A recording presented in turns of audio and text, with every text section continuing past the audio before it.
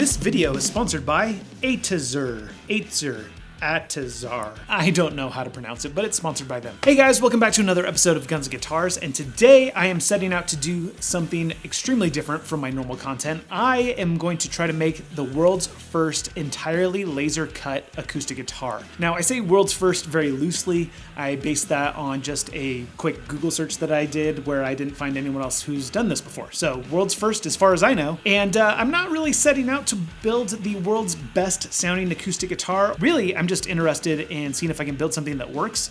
And just like all my other CNC content, I'm not so much excited about this exact project as much as I'm excited about what this represents for our industry in the future as these CNC laser machines continue to come down in price and become more tangible for the average woodworker. So if you want to see if I can build an acoustic guitar entirely with a CNC laser, stick around. I'm Dan, this is Guns and Guitars and Lasers. Let's get started.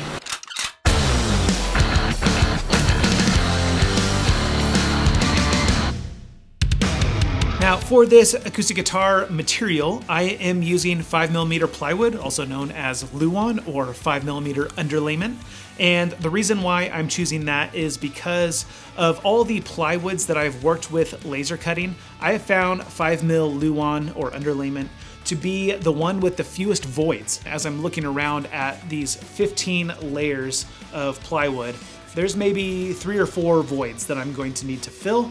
And so that's just gonna make the process overall easier. And if this thing stands a chance at sounding good at all, that's certainly gonna help. Now to cut this many pieces of 5mm Luan, and I know some of these pieces are really simple, but a lot of them are far more complex with some bracing and stuff in there, which we'll talk about a little bit later.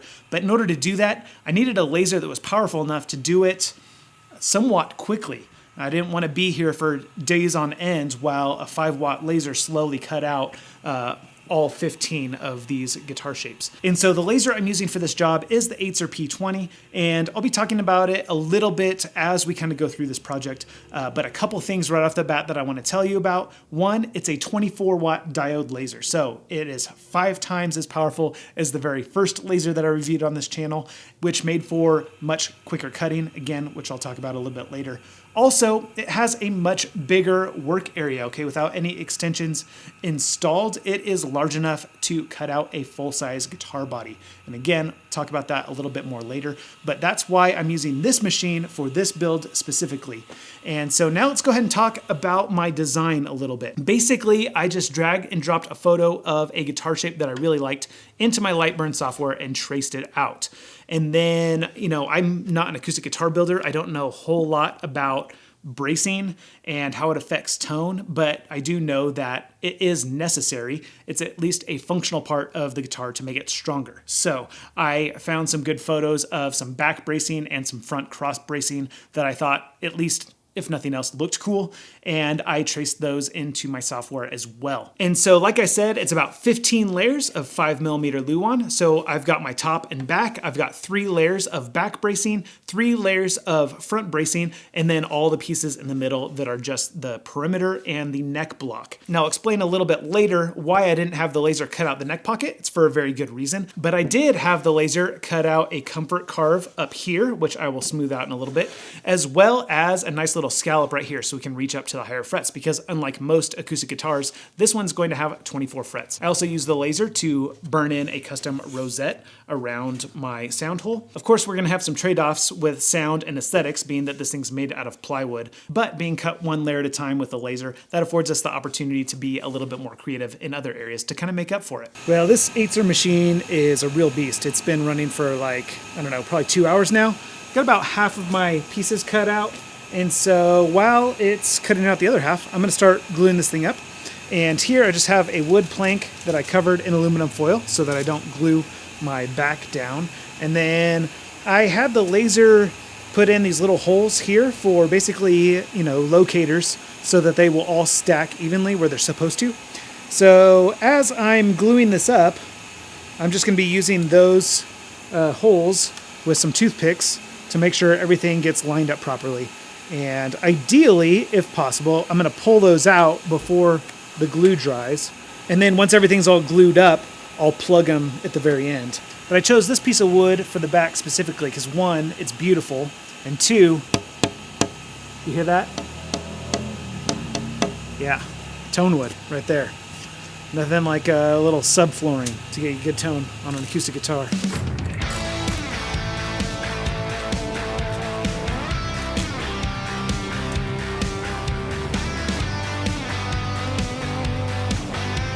Now, I already told you about how this Atezr laser is way more powerful than any laser that I've ever reviewed on this channel, and it was very apparent when I was cutting these out.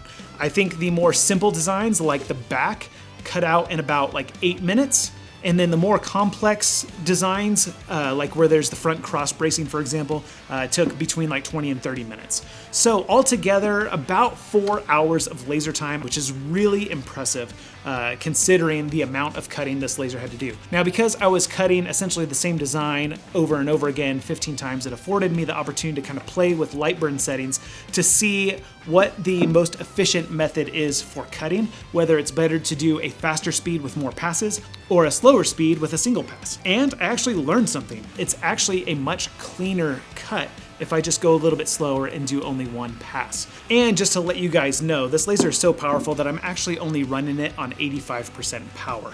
And I'm doing that just to save the life of the laser because I'm running this thing for hours on end. If I was just doing a quick project that was like 10 or 15 minutes, I could run it on 100%. But because I was cutting these things out back to back all afternoon long, I didn't want to put too much strain on the laser itself. So at 85% power, cut this thing out in about 4 hours, which is really impressive. I also mentioned earlier that this machine has a large enough work area to fit a full-size guitar body on, and that's really important. So in the past, a few lasers that I had promoted, like the ComGrow or the OLM3, have a 400 by 400 millimeter work area. It's just a tiny bit shy of doing a full-size guitar body. And then I reviewed the Creality Falcon, which was a 400 by 415, and that extra 15 millimeters was just enough to fit a Telecaster body, which was really cool. This one is 430 by 430. And so that actually, I mean, you can see how big this is. It's slightly smaller than a standard acoustic guitar, but it's way bigger than most electric guitar bodies. You could definitely fit a Les Paul, and I did check, you can fit a Stratocaster, Telecaster, all that stuff, no problem. So just about any guitar design that's not like way out there, like an Explorer or something, should be able to fit in this work area just fine without the need for installing an extension kit. Another thing that I really like about the Atezr P20 specifically is the shroud that covers the laser beam. It makes it really difficult for you to accidentally look at the laser while it's in operation. It does have a little viewing window so that you can watch it while it's working and make sure it's burning where you want it to burn or cutting where you want it to cut. But other than that, it is enclosed all the way around, which makes me feel a lot safer about operating this thing in my garage, just in case somebody walks through and wants to walk over and see what's going on or what I'm doing. They don't accidentally look directly at the laser because that is a real safety concern. That being said, of course, you never want to leave a laser unattended. I have personally set things on fire with these lasers, so I know how important it is to stay in the room while it's operating. But one of the coolest things about the Atezr laser is the integrated air assist. Okay, it comes from the factory with an air assist pump. And it's not like the OLM3 where they just redirect the cooling fan down past the laser beam, although that's a really cool feature. This one actually has a dedicated air assist. And the one that comes with it is really nice. It's got adjustable settings so you can really fine tune and dial in. And that's another reason why this thing cuts so clean and so efficiently. And on top of that, there's a bunch of other bells and whistles that honestly, I'm never going to use. It's got a built-in Wi-Fi, it's got a built-in touchscreen LCD display, card reader, all that stuff. So you can use this thing without it having to be physically connected to a computer, which is very cool. I imagine if you're trying to, do a side hustle or an Etsy store or something where you're gonna be printing off a lot of the same designs over and over again, and you don't wanna tie up your computer while your laser is running. I understand why that's such a cool feature. It's just not one that I use because just about every project that I do on one of these lasers is a unique one-off project. So I'm usually spending time in the software designing it, and then I don't mind using my computer to run it. All right, so now we're on to day 2. I could have gotten this all done in one day, except for I just got a really late start. So only ran the machine for a couple hours. It's running right now. We have our back and back bracing pieces glued together. Now I'm gonna glue up our bent side. You can see that I offset a little arm carve in there, which I think looks super cool. And I'm excited to see how that comes out. So we're gonna glue those up while the machine continues to print the front and front bracing pieces.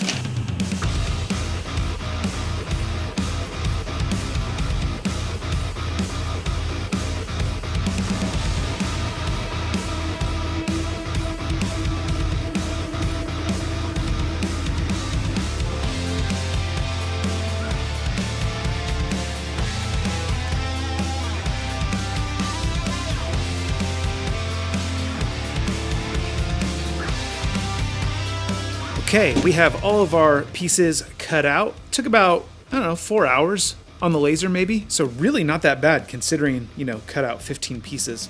Certainly a lot faster and easier than if I had to cut these all out individually on a bandsaw, which would probably be the least practical way to build an acoustic guitar, right? But I got the back bracing and perimeter pieces all glued up already.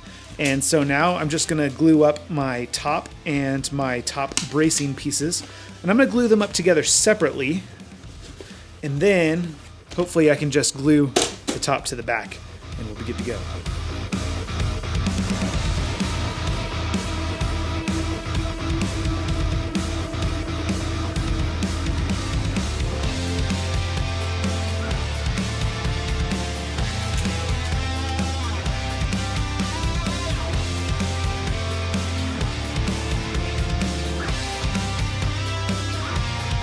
All right, so while the top and the top bracing pieces are drying, I'm gonna go ahead and start cleaning up the edges of the bottom and sides here.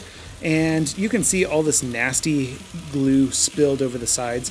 I wiped away as much as I could during the clamping process, but it's pretty much inevitable. And that's actually the number one reason why I didn't bother cutting out the neck pocket with the laser. It's because I knew when I glued all these pieces up, that glue was just gonna squeeze out and leave a really nasty, messy neck pocket that I was gonna have to clean up anyway. So once this whole thing is all glued together, I'm just gonna go ahead and route out the neck pocket the old-fashioned way. We got one final glue up. You'll notice that I am leaving the toothpicks in this time. So just gonna smear up some glue, slap that down on top. The toothpicks are gonna hold it in place, and then we'll clamp it down, and then we should have a fully assembled acoustic guitar body.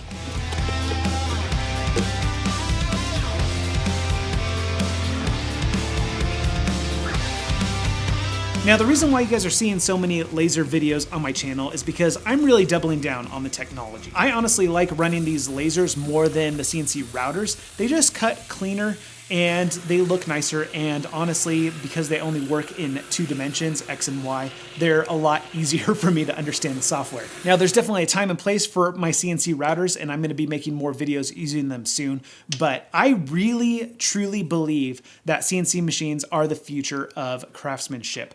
We're starting to see them more in people's workshops, especially makers on YouTube are using CNC lasers and CNC routers a ton. But I think we're honestly, and you can quote me on this, I think we're 3 to 5 years away from seeing major brands pick these up to sell in local hardware stores. Like, I think you'll be able to walk into Home Depot and get a DeWalt or Makita brand job site CNC machine of some kind. I mean, the technology is just becoming that accessible. Now, like I said, I'm doubling down on the technology, so you guys have seen me review some lesser lasers on the channel before. This is not a lesser laser.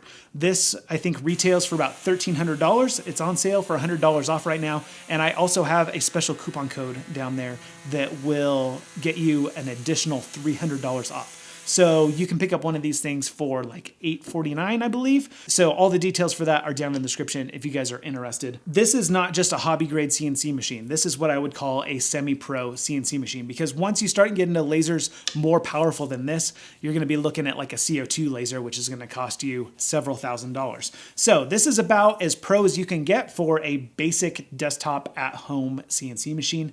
And it's honestly a very nice machine. I know that I've given away a ton of CNC lasers on my channel. This one, I'm gonna keep. It's that good. So sort of a bummer thing happened. The top veneer on this plywood is extremely thin. You know, the piece that looks really nice and then that hides all the junk wood underneath. Well, the problem is once I saturated the top with shellac, that top, because it's so thin, turned kind of transparent. And so you can see the junk wood underneath. So you can see we got a dark piece right here, and then we got this light streak right here, and then dark and a little bit of light. And there's a knot right there. Doesn't quite look as good as I had hoped now that there's a finish on it, unfortunately. But like I mentioned before, I'm not setting out to build the world's best looking or best sounding guitar here on my first try. Just kind of trying to see if this is possible. And if it works out pretty well, then maybe I'll try this again, but with some actual tone wood and see if we can't get a really good sounding guitar. Ah, dang it, I forgot to hit the record button while I was doing this. Oh well, at least you can see me clamp it after the glue. Alright guys, well unfortunately you're not going to be able to hear how this guitar sounds in this video. Unfortunately the neck still needs a lot of work. I need to do all the fret work, and I of course need to shape and drill the headstock.